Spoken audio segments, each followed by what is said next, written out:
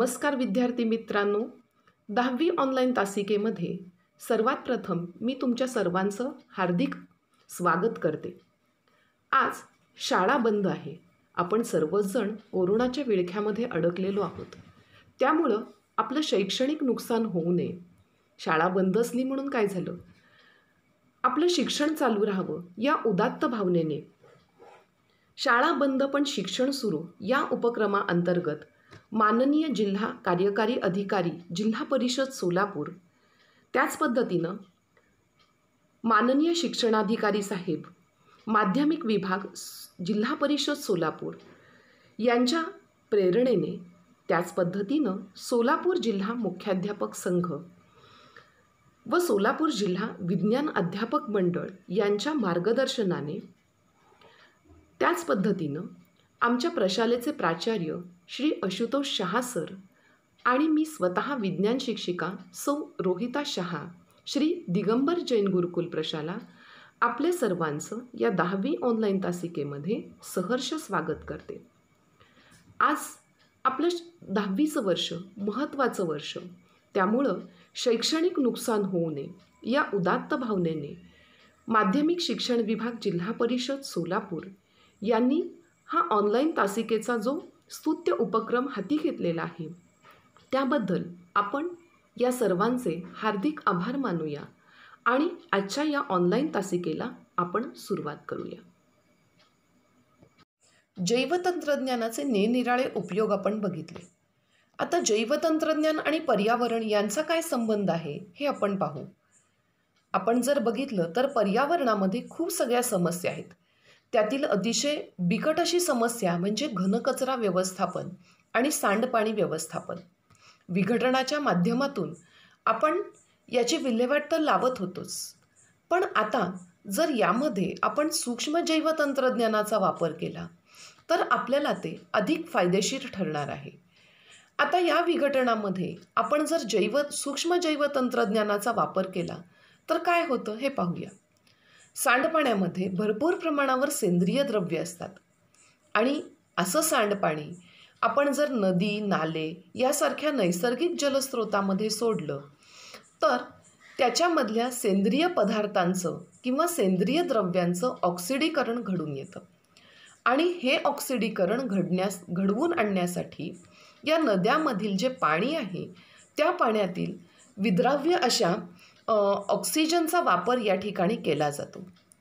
त्यामुळे पाण्यामधील ऑक्सिजनचे प्रमाण कमी होते आणि त्यातील जे जलीय वनस्पती किंवा प्राणी आहेत यांच्यावर त्यांचा खूप मोठा दुष्परिणाम आपल्याला पाहायला मिळतो. म्हणजेच एकंदरीत पाण्यातील जीवसृष्टी यामुळे धोक्यात येऊ शकते आणि हे असं होऊ नये म्हणून इथे आपल्याला सूक्ष्म जैवतंत्रज्ञानाच्या साहाय्याने सांडपाण्यातील जे सेंद्रिय द्रव्य आहेत त्यांचं आधीच ऑक्सिडीकरण आपल्याला करता येतं आणि मग हे ऑक्सिडीकरण केलेली जी सेंद्रिय द्रव्य आहेत ही आपल्याला नदीमध्ये सोडता येतात. आता ही जी टाकाऊ सेंद्रिय पदार्थ आहे त्याच्यावर प्रक्रिया करून आपल्याला त्याच्यापासून कंपोस्ट खतही तयार करता येतं आणि या खत निर्मितीमध्ये सुद्धा आपल्याला सूक्ष्म जीवाणूंचा वापर या ठिकाणी करता येऊ शकतो. त्याच पद्धतीनं जैव उपाययोजना. आता या जैव उपाययोजना म्हणजे काय तर जैविक कीटकनाशके, जैविक खते, जैविक संवेदके इत्यादींचाही आपण या जैवतंत्रज्ञानामध्ये किंवा जैवतंत्रज्ञान पद्धतीमध्ये याचा खूप उपयोग झाल्याचं आपल्याला पाहायला मिळतं.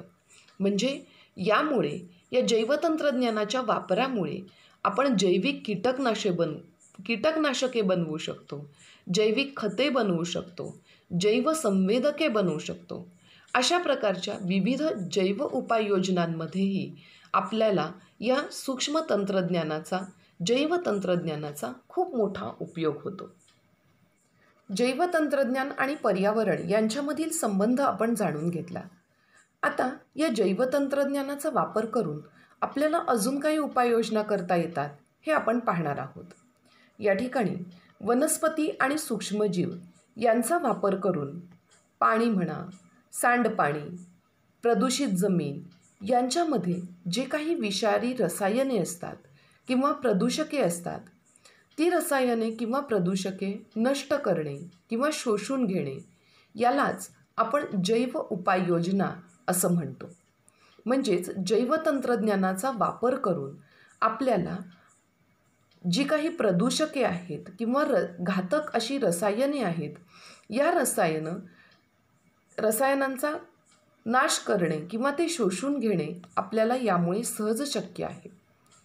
आता याची उदाहरणं जर आपल्याला द्यायची झाली तर खालीलप्रमाणे आपल्याला ती देता येतील.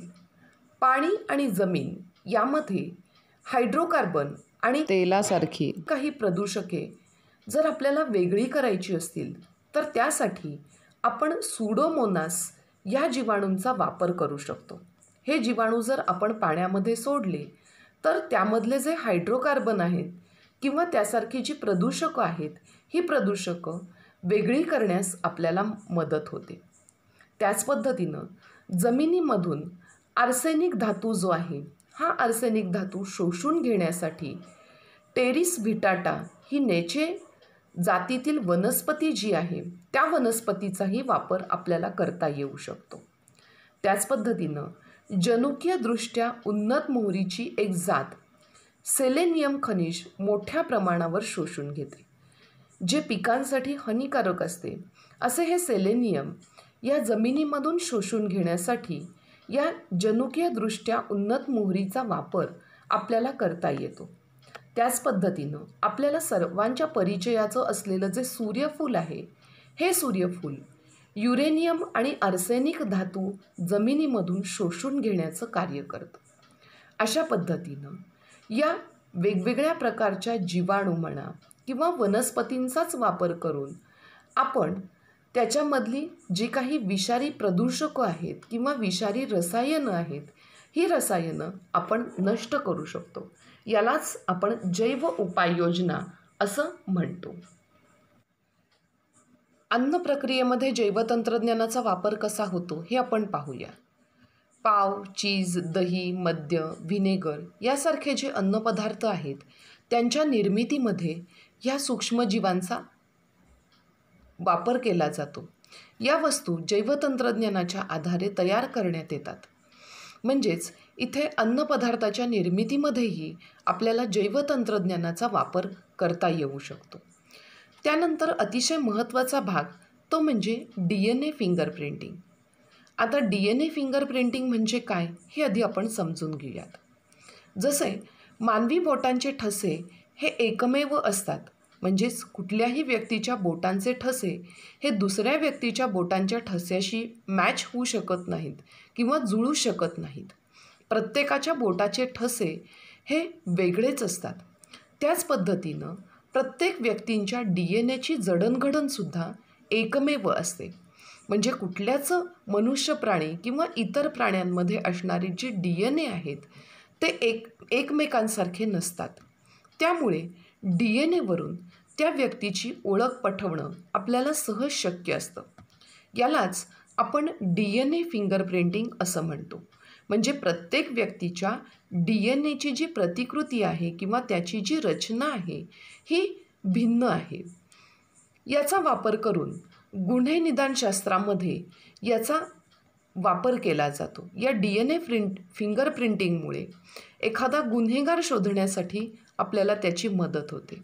त्याचप्रमाणे एखाद्या बालकाच्या पित्याची ओळखही आपल्याला या DNA फिंगरप्रिंटिंगमार्फत करता येऊ शकते.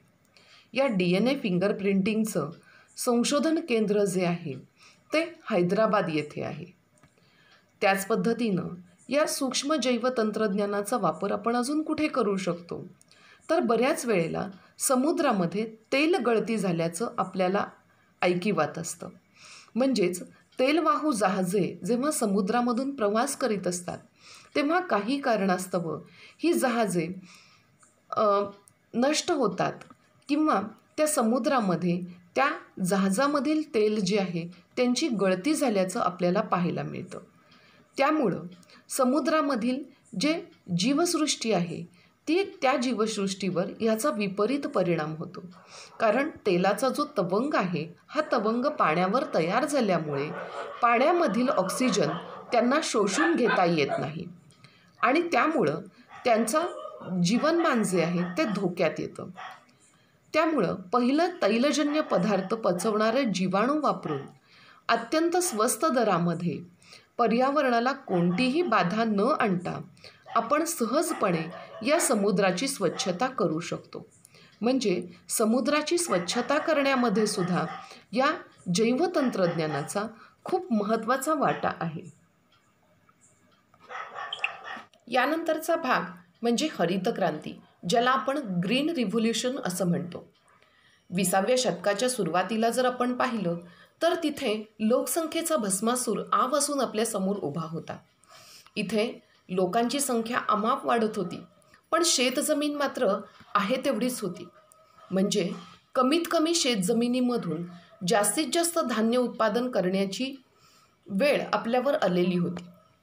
अशाच पद्धतीनं कमीत कमी शेतजमिनीत जास्तीत जास्त धान्याचं उत्पादन करण्याच्या पद्धतींना एकत्रितपणे आपण हरित क्रांती असं म्हणतो. बघा, इथे शेतजमीन अपुरी होती, पण खाणारी तोंड मात्र वाढलेली होती. मग यामुळे जे अविकसित देश होते किंवा विकसनशील देश होते त्यामधील जनता हळूहळू होरपळू लागली होती. उपासमारीची वेळ त्यांच्यावर आलेली होती. ही कठीण परिस्थिती यावर मात करण्यासाठी धान्याची सुधारित जात, खते आणि कीटकनाशक यांचा सुयोग्य वापर करून आणि जलव्यवस्थापन या सर्व गोष्टीमधून आपल्याला कमीत कमी जागेमध्ये जास्तीत जास्त उत्पादनाची वाढ करणं हे क्रमप्राप्त ठरलेलं होतं. यासाठी डॉक्टर नॉर्मन बोरलॉंग व डॉक्टर MS स्वामीनाथन यांचं योगदान या हरित क्रांतीमध्ये खूप मोलाचं आहे.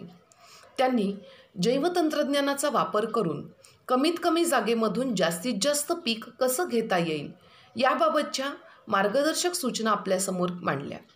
पिकांच्या नवनवीन प्रजाती संशोधनाच्या माध्यमातून निर्माण करण्यासाठी संशोधन संस्था, प्रयोगशाळा या कार्यरत आहेत.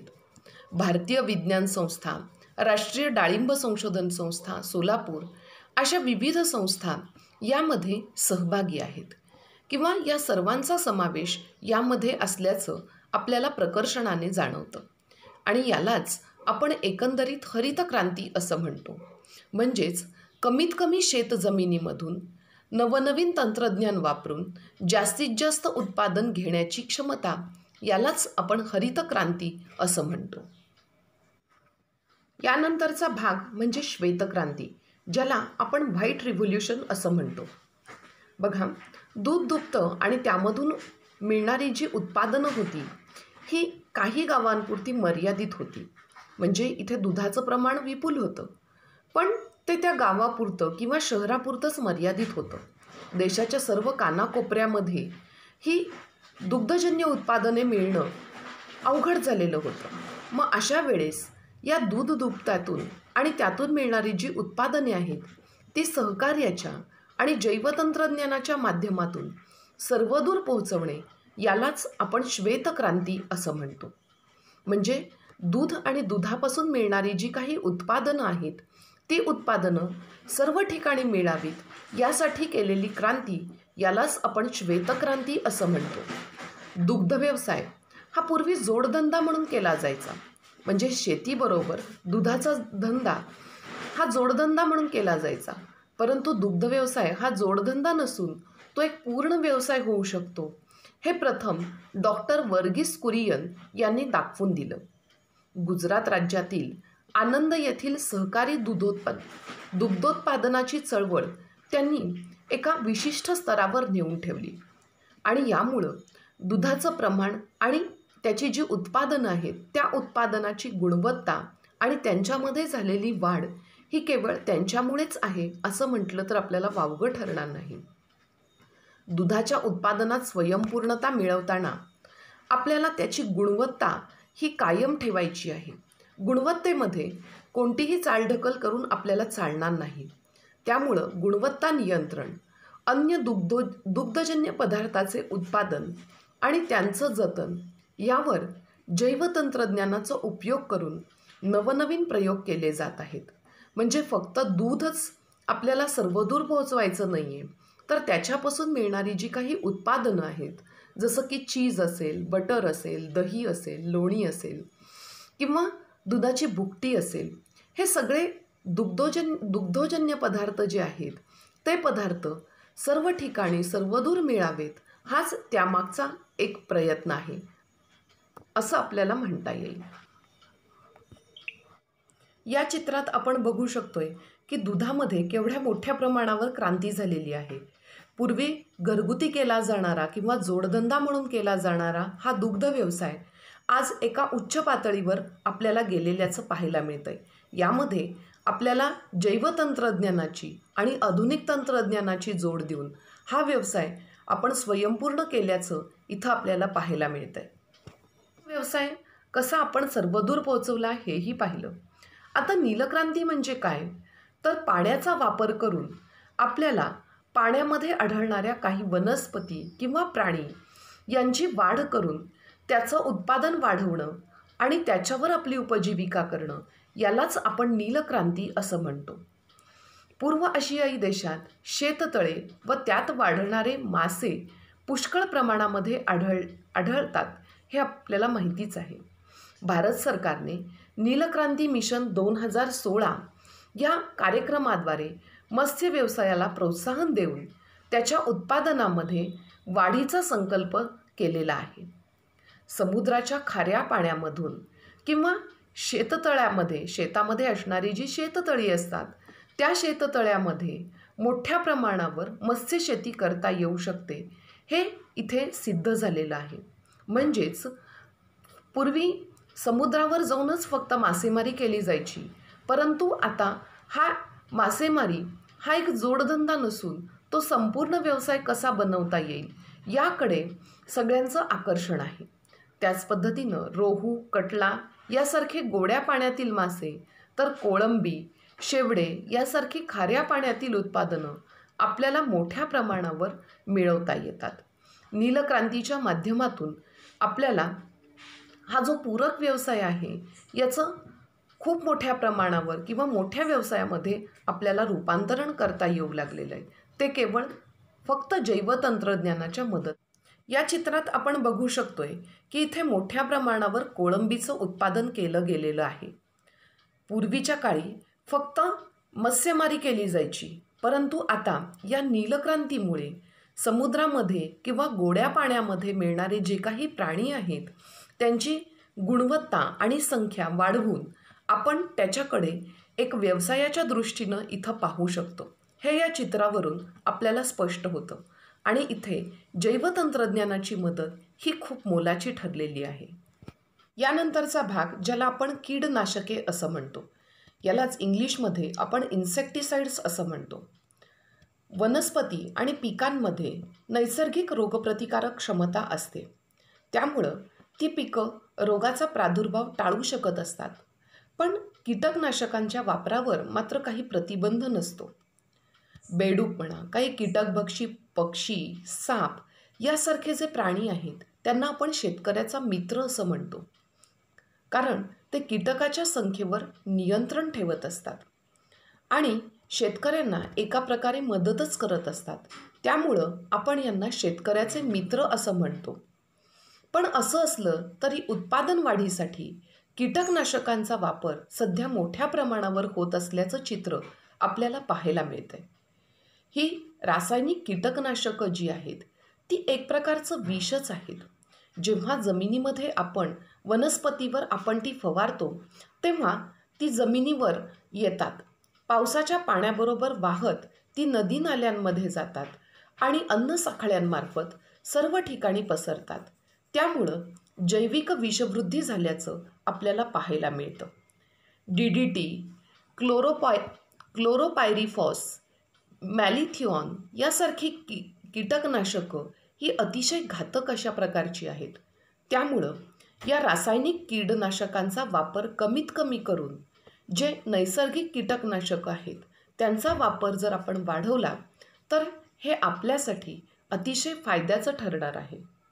इथे आपण नैसर्गिक कीटकनाशक पाहतोय. या नैसर्गिक कीटकनाशकाचा वापर जर आपण केला तर इथे किडीचा तर नाश होईलच, पण इतर वनस्पती आणि प्राणी किंवा जमिनी जे आहेत त्यांच्यामधून होणारी जी विषबाधा आहे ती आपल्याला रोखता येईल. म्हणजेच इथे रासायनिक कीटकनाशकांचा वापर करण्याऐवजी आपण नैसर्गिक कीटकनाशकांचा वापर करू शकतो. यानंतरचा भाग म्हणजे सेंद्रिय शेती, ज्याला आपण ऑर्गॅनिक फार्मिंग असं म्हणतो. आता सर्वात प्रथम सेंद्रिय शेती म्हणजे काय हे आपण पाहूया. रासायनिक खतांचा आणि कीटकनाशकांचा पूर्ण प्रतिबंध करून कसदार देशी वाणाच्या वापराने नैसर्गिक समतोल राखून जी शेती केली जाते त्याला आपण सेंद्रिय शेती असं म्हणतो. यामध्ये रासायनिक खतं आणि कीटकनाशक यावर प्रतिबंध घातलेला आहे आणि देशी वाणाच्या साहाय्याने आपण नैसर्गिक समतोल जो आहे तो साधलेला आहे. आता इथे कीटकनाशक आणि रासायनिक खतं यांचा वापर आपण करत नसल्यामुळे त्यांच्यामार्फत जी काही विषारी द्रव्य अन्नधान्यामध्ये, त्याच पद्धतीनं पाण्याच्या स्रोतामधून अन्नसाखळ्यांमध्ये जी पसरते त्याला इथे आपल्याला प्रतिबंध घालता येतो. त्यामुळं ही शेती पर्यावरणपूरक शेती आहे. म्हणून शेतकरीही या शेतीला सध्या प्राधान्य देत आहेत आणि ग्राहकही या सेंद्रिय धान्याचाच वापर मोठ्या प्रमाणावर करत आहेत. यामध्ये विषारी रसायनांचा आणि खतांचा अनिर्बंध वापर केला जात नाही आणि त्यामुळं यामधून मिळणारी जी उत्पादनं आहेत ही उत्पादनं विषविरहित आहेत. यामधून निघणाऱ्या उत्पादनाचा मानवाला फायदा होतो आणि त्याचबरोबर पर्यावरणही सुरक्षित राहते. म्हणजेच इथे पर्यावरण आणि मानव या दोघांचाही फायदा झाल्याचं आपल्याला पाहायला मिळतं. त्यामुळं सेंद्रिय शेतीचाच वापर किंवा सेंद्रिय शेतीमधून मिळणारी जी उत्पादनं आहे त्याचाच वापर आपण करणं क्रमप्राप्त ठरणार आहे. इथे तुम्ही बघू शकताय की गांडूळ खताच्या साहाय्याने किंवा गांडूळ खताचा वापर करून सेंद्रिय शेती आपल्याला करता येते. म्हणजे इथे रासायनिक खताचा वापर करण्याऐवजी जर आपण गांडूळ खत वापरलं तर आपल्याला विषारी रसायनांपासून मुक्तता मिळू शकते. त्याच पद्धतीनं जमिनीची सुपीकता जी आहे ती सुपीकताही वाढू शकते आणि मिळणारी जी उत्पादनं आहेत ती कसदार असणार आहेत आणि विषविरहित असणार आहेत. यानंतरचा भाग म्हणजे मधुमक्षिका पालन, ज्याला आपण ॲपिकल्चर असं म्हणतो. परंपरानुसार मधमाशांपासून मध मिळवण्यासाठी जी नैसर्गिक पोळी झाडावर मिळायची ती पोळी पूर्वी जाळली जायची आणि नंतर ती खाली उतरून त्याचे तुकडे करून त्याच्यामधून मध आणि मेण मिळवलं जायचं. यामध्ये पोळ्याचे आणि मधमाशांचं मोठ्या प्रमाणावर नुकसान व्हायचं. मधमाशा ह्या मरायच्या. त्यामुळं आता कृत्रिमपणे मधुमक्षिका पालन करणं क्रमप्राप्त ठरलेलं आहे. यामध्ये या मधुमक्षिका पालनामध्ये कृत्रिमरित्या मधमाशांची पोळी अथवा पेटी वापरली जातात. मोठ्या प्रमाणावर मधमाशांची निर्मिती आणि संगोपनही केलं जातं. यामध्ये तयार होणारा जो मध आहे आणि मेण आहे ते माशांना कोणतीही इजा न होऊ देता व्यवस्थितरित्या काढता येतं. मध काढण्यासाठी वापरल्या जाणाऱ्या पारंपरिक पद्धतीमुळे मधमाशा मरत असत, पण आता या कृत्रिमरित्या तयार केल्या गेलेल्या पेट्यामुळे किंवा पोळ्यामुळे आता मधमाशांना कोणत्याही प्रकारचं नुकसान होत नाही. म्हणजे त्यांची संख्याही या ठिकाणी वाढते आहे. त्यांना कोणत्याही प्रकारची इजा न होऊ देता आपल्याला कृत्रिमरित्या त्यांचं पालन करून किंवा कृत्रिमरित्या ही पोळी तयार करून मोठ्या प्रमाणावर मधाची आणि मेणाची निर्मिती करता येणं शक्य झालेलं आहे. इथे तुम्ही बघू शकताय की कृत्रिमरित्या हे मधमाशाची पेटी इथे बनवलेली आहे आणि या पेट्यांमध्ये या मधुमक्षिका सोडलेल्या आहेत. त्या इथे मध आणि मेणाची निर्मिती करतायत आणि नंतर जेव्हा ही प्रक्रिया पूर्ण होते तेव्हा या मधमाशांना कोणत्याही प्रकारची इजा न होऊ देता मध आणि मेण मिळवलं जातं. यानंतरचा भाग म्हणजे औषधी वनस्पतींची लागवड. निसर्गामध्ये आपल्याला बहुविध अशा वनस्पती आढळतात. यामध्ये काही वनस्पती ह्या औषधी असतात. या वनस्पतींचा वापर करून आपल्याला निरनिराळ्या आजारांवर मात करता येते. आयुर्वेदामध्ये निरनिराळ्या वनस्पतीच्या वापरामुळे व्याधीमुक्त करता येते. आजही या औषधी वनस्पतींचा वापर करून आपल्याला या रोगापासून मुक्ती मिळवता येते. परंतु जंगलं हळूहळू नष्ट होऊ लागलेली आहेत. त्यामुळं या औषधी वनस्पतीही आता दुर्मिळ होत चाललेल्या आहेत. त्यामुळं त्यांची लागवड करणे, त्यांची वाढ आणि त्यांचं जतन करणं हे आपल्याला क्रमप्राप्त ठरलेलं आहे.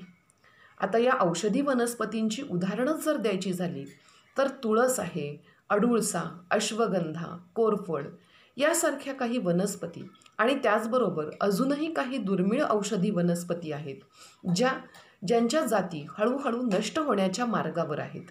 त्यामुळं या जातींचं जतन करणं हे आपल्याला गरजेचं ठरलेलं आहे.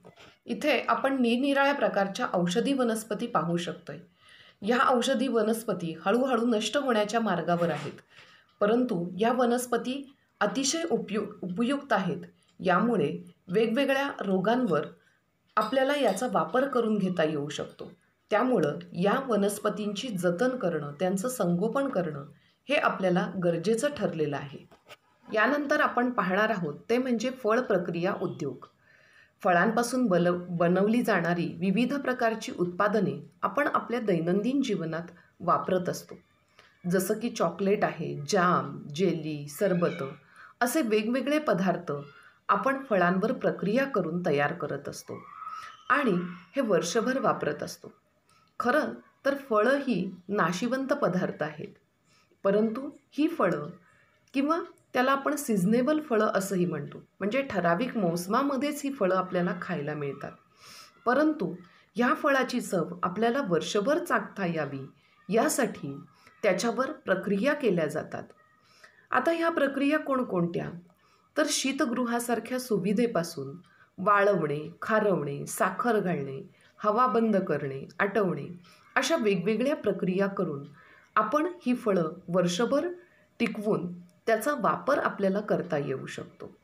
म्हणून फळ प्रक्रिया उद्योगालाही आता मोठ्या प्रमाणावर चालना मिळालेली आहे. इथे आपण बघू शकतोय की निरनिराळ्या फळांचा रस इथे काढला गेलेला आहे आणि ह्या रसापासून त्याच्यावर वेगवेगळ्या प्रकारच्या प्रक्रिया करून निरनिराळ्या प्रकारची उत्पादनं मिळवली जातात. जसं की चॉकलेट्स आहे, जाम्स आहे, जेलीज आहेत. या वेगवेगळी उत्पादनं मिळवून एक पूरक असा व्यवसायही आपल्याला या फळांपासून निर्माण करता येऊ शकतो. त्यामुळं सध्या या फळनिर्मितीपासूनही निरनिराळ्या प्रकारची उत्पादनं आपल्याला बनवता येतात. हा आपला 8वा धडा संपलेला आहे. या पाठामध्ये आपण पेशी विज्ञान, मूलपेशी म्हणजे काय किंवा मातृपेशी या संदर्भामध्ये माहिती घेतली. मूलपेशींचे उपयोगही पाहिले. त्यानंतर जैवतंत्रज्ञानाच्या बाबतीत आपण माहिती घेतली, त्याचे व्यावहारिक उपयोग आपण पाहिले आणि कृषी विकासातील महत्त्वाचे टप्पे इत्यादी बाबींबाबत आपण या पाठामध्ये चर्चा केलेली आहे. तोपर्यंत धन्यवाद. आज आपण इथेच थांबणार आहोत. तोपर्यंत धन्यवाद.